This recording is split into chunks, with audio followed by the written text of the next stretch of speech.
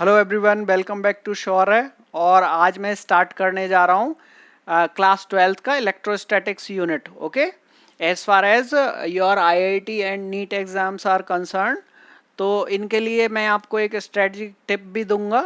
Strategic tips क्या है? Basically अगर आप 11th क्लास में आ जाते हो तो आपको आईआईटी और नीट के लिए तुरंत ही प्रिपरेशन स्टार्ट कर देनी चाहिए without wasting your any day और एनी टाइम। ओके, सो अगर आप 11th क्लास में प्रिपरेशन स्टार्ट कर देते हो तो चांसेस हैं कि आप जब तो 12th क्लियर करोगे तो आपका साथ के साथ आईआईटी और नीट एग्जाम भी क्लियर हो जाएगा, अगर आप सही स्ट्रेटजी को फॉलो करते हो, सही सिलेबस को फॉलो करते हो।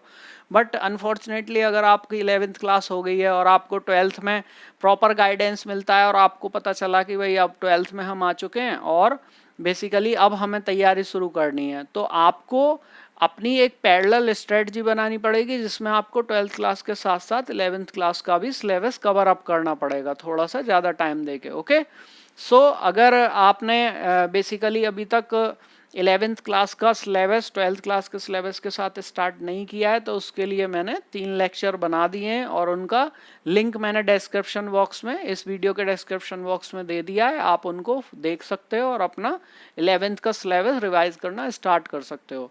और उसके साथ साथ 12th का मैं आपको यहाँ पर कवर अप कराऊंगा, उनको देख के आप जो है 12th का सिलेबस भी अपने कॉन्सेप्ट्स को क्लियर कर सकते हो। इसके साथ साथ हम आईआईटी एंड नीट के प्रीवियस ईयर के क्वेश्चन पेपर्स भी साथ साथ सॉल्व करेंगे, क्योंकि स्ट्रेटजी हमारी बेसिकली ये भी होनी चाहिए कि जो हमने कॉन्सेप्ट फिजिक्स में पढ़ लिया है उसके प्रीवियस ईयर में कैसे क्वेश्चन आए उन्हें भी हम साथ के साथ रिवाइज करते चलें, देखते चलें, तभी हमारा कॉन्सेप्ट चेक होगा कि वो हमें ठीक से समझ आया या नहीं आया।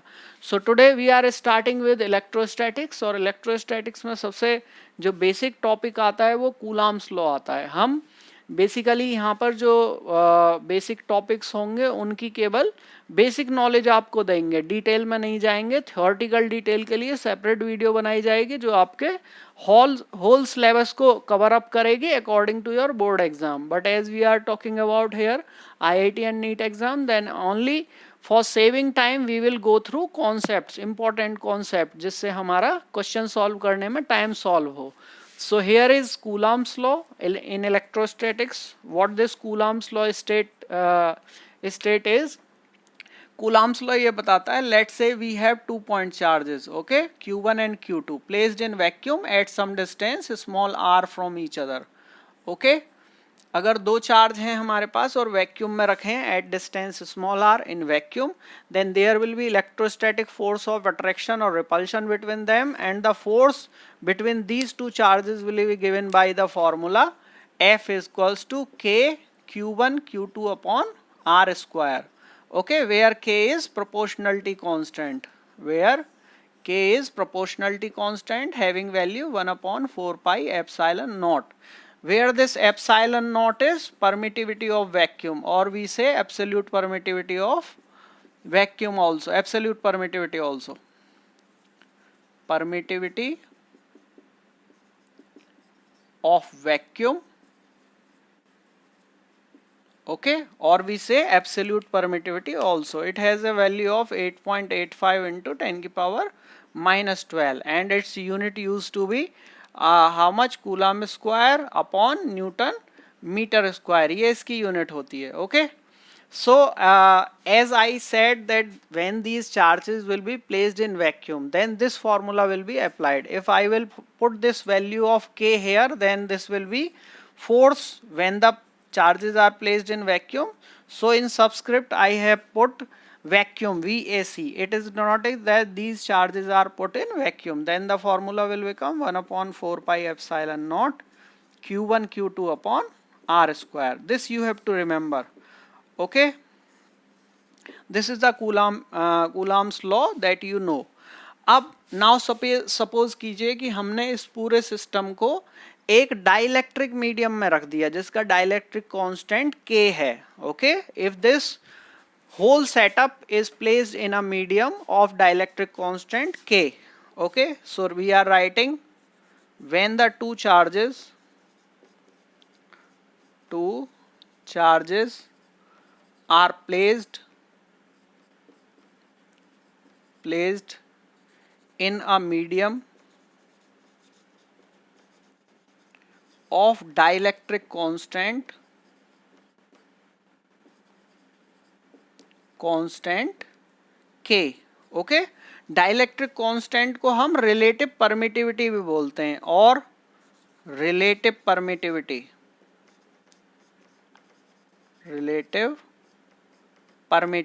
विच is denoted by epsilon are.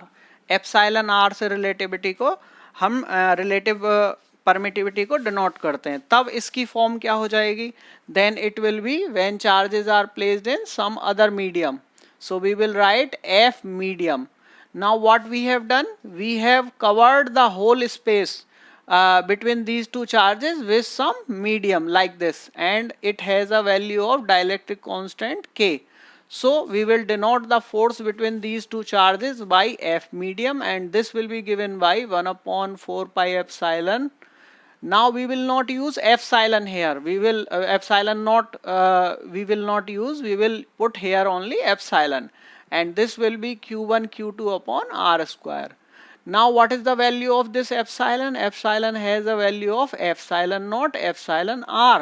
Okay, ये value हमारे पास होती है, where this epsilon r is also called dielectric constant. तो ये वैल्यू अगर हम यहाँ पर पुट कर देते हैं तो f मीडियम की जो वैल्यू हो जाएगी हमारे पास, ये हो जाएगी 1 upon 4 pi epsilon not k and q1 q2 upon r square. अब आप इस फॉर्मूले में देख रहे होंगे ये वैल्यू एंड ये 1 अपॉन 4 पाई एप्सिलॉन वैल्यू, ये पूरी की पूरी वैल्यू इस इक्वेशन में हमको दे रखी है. Let's say this is equation number first. तो इस पूरी वैल्यू की जगह 1 अपॉन 4 पाई एप्सिलॉन नॉट की जगह पर and q1 q2 upon r square की जगह पर मैं f वैक्यूम रख सकता हूं. So this formula will also become to be f medium equals to f vacuum, okay, upon k. So this will be the result. Okay, this will be the result when any two charges are placed in some medium with dielectric constant k, then force between two charges will be decreased by 1 upon k times. Okay, so this you have to remember. It means के let's suppose करिए कि मान लीजिए 2 point charges थे और वो 1 metre पे रखे हुए थे और वो फर्स्टली रखे हुए हैं वैक्यूम में, उनके बीच का जो फोर्स है वो 1 न्यूटन है. अगर हम उस पूरे सेटअप को as it is without changing the distance between 2 point charges water में प्लेस कर देते हैं तो जो फोर्स है अब 1 अपॉन 80 टाइम्स हो जाएगा, यानी कि the force will be divided by dielectric constant of the medium. This is the important point that you have to remember. Is it clear? Okay, good. Now the next point is यहाँ तक तो आपकी books में दिया रहता है, but जो नहीं दिया रहता है वो पॉइंट अब आएगा. लेट्स से कि अब मैं ये करता हूँ कि ये जो दोनों चार्जेस थे बेसिकली इनके बीच के पूरे स्पेस को मैं डाइलेक्ट्रिक से कवर नहीं करता. लेट्स से केवल कुछ पार्ट को करता हूँ. Okay, here is my q1 charge and here is q2. Let's say I have placed dielectric only in thickness small t.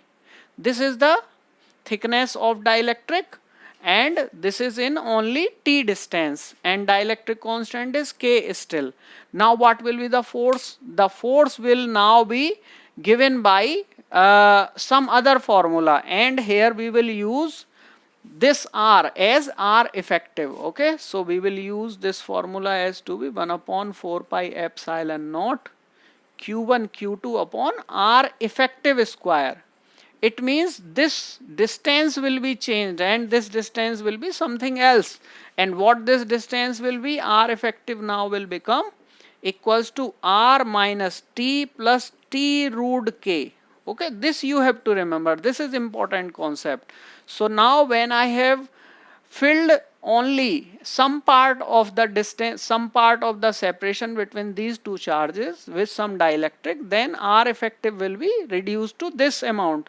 So now the force will become 1 upon 4 pi epsilon naught q1 q2 upon r effective square. We will place like this, r minus t plus t under root k square. Okay, this will be the formula. This formula generally आपकी books में नहीं दिया होता, तो तो ये वाला formula आपको ध्यान रखना है कि हमारा जो है जब कुछ स्पेस मींस लेट से हाफ स्पेस है या 1/3 स्पेस है, यानी कि टी थिकनेस का अगर डाइलेक्ट्रिक इन दोनों चार्जेस के बीच में पुट कर देंगे, तब हमारा जो कूलम्ब्स लॉ का फोर्स है वो इस वाले फॉर्मूले से दिया जाता है. This is important concept and this you have to remember.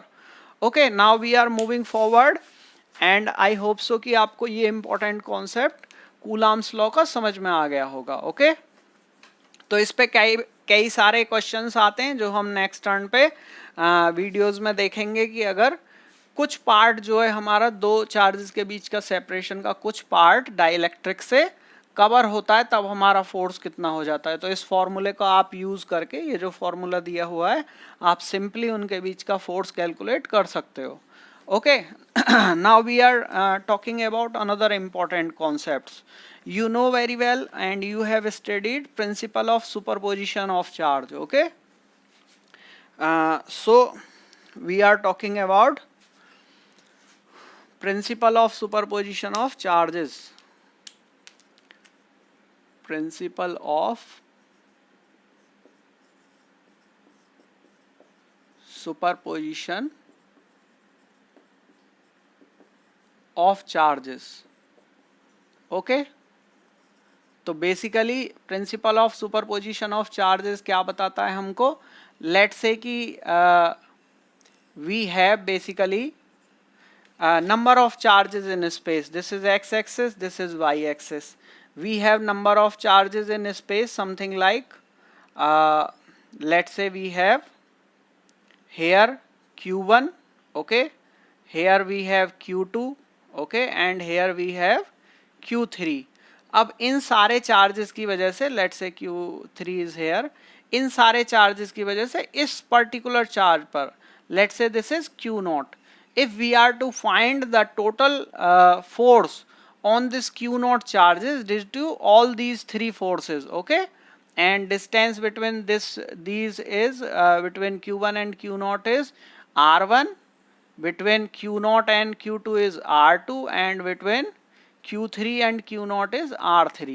Then the force on this particular q0 charge due to all these three charges will be vector sum of these individual charges. This is basically the principle of superposition of charges. It means the force on q0, total force on q0 will be the vector sum of all the forces, vector sum of all the forces due to charge q1, due to charge q2, and due to charge q3. It means force on q0 due to q1, vector sum with force on charge q0 due to q2 plus force on charge q0 due to q3, and so on. If there are n charges, then according to this principle we can write this rule something like this, okay, for n charges also. Let's say for small n charges, small n charges के लिए क्या हो जाएगा, total force on an individual charge will be given by q0 q1 plus f on q0 due to q2 and dash dash dash plus f on q0 due to q small n. Okay, this will be the superposition principle. This will be according to superposition principle. Now this you know or this you remember. Generally ये चीज आपको आपकी books में दे रखी होती है और ये बिल्कुल आसान होती है, इसको समझा जाता है. But now you will have to remember certain result, important result आपको ध्यान रखने जिससे आपका time save हो सकता है. Okay, what results you can remember? So I am telling you this. Let suppose कीजिए कि आपके ये जो लगने वाले दो फोर्स हैं, जैसे कि यहाँ पे बताया गया है, उन फोर्सेस के बीच में अलग अलग एंगल दिए जाते हैं आपको. ओके, तो उस एंगल का जो रिजल्टेंट फोर्स है वो आपको कैलकुलेट करने के लिए आता है. तो वो आपका जनरली टाइम टेकिंग प्रोसेस होता है, तो उसके लिए कुछ आपको रिजल्ट्स ध्यान रखने पड़ेंगे. जैसे कि लेट से कि हमारा कोई एक चार्ज है और उस पर दो फोर्स लग रहे हैं ऐसे करके, एक ये वाला फोर्स लग रहा है, ओके, एंड एक ये वाला फोर्स लग रहा है. इधर भी एफ लग रहा है हमारा और इधर भी एफ लग रहा है. तो बेसिकली उसका उन दोनों का जो रिजल्टेंट होगा एफ रिजल्टेंट, ये एफ रिजल्टेंट की वैल्यू आप डायरेक्ट याद रख सकते हो, रूट 2 टाइम्स ऑफ एफ होगी. what it will be root 2 times of f. This you have to remember to save your time.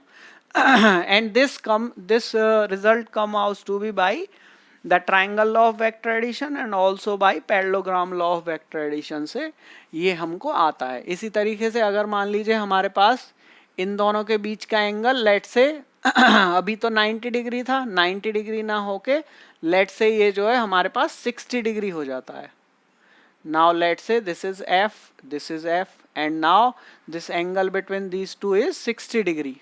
Okay, तो 60 डिग्री होने पर जो इनका रिजल्टेंट लाई करेगा वो इस तरीके से लाई करेगा. Okay, along the diagonal of the parallelogram that I will draw something like this. Okay, something like this. Okay, then this, when the angle between these two forces is 60 degree, then the result of these two forces you can remember directly, that will come out to be root 3 times of f. Okay, this you have to remember again. So when the angle is between these two is is 90 degree, then resultant force will be root 2 times of force. And when the angle between these two forces is 60 degree, then this is root 3 times of the force. Now we are moving forward. Let's say कि अब जो angle है हमारे पास, ये angle हो जाता है 45 degree. Okay, something like this. Here is force and here is force, and now this angle is 45 degree. Then obviously the resultant will lie at angular bisector of these two, which will be 22.5 degree. Okay, and again this result will come out to be by parallelogram law of vector addition. And basically हमको ये जो force की value आती है, इसकी value resultant की value, it will come out to be 2 plus root 2 times. Okay, 2 plus root 2 times की power 1/2 of force. That you can verify by applying the parallelogram law of vector addition. And this result used to be generalized by the formula given in class 11th, which used to be a square plus b square plus 2ab cos theta. Okay, इसमें जब आप cos theta की value 45 रखोगे and a बराबर a equals to b equals to f रखोगे and theta की value 45 रखोगे, तब ये आपके पास रिजल्ट डायरेक्ट आएगा. बट आपको टाइम सेव करने के लिए इस रिजल्ट को इस फॉर्म में आपको याद रखना होता है. Okay, these three are the important results.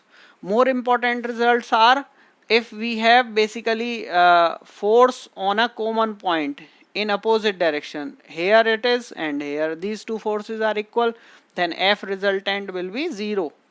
Okay, in this case you know. And if the forces are in same direction, here is F and another force is in the same direction, then F resultant will be 2 times of the force. These results will just decrease your time of solving any question. Okay, so important result, these three are the important result, and I just clear the concept of principle of superposition of charges. So I have started your syllabus and I have started electrostatics. I hope so कि आपको कुछ नया सीखने को मिला होगा.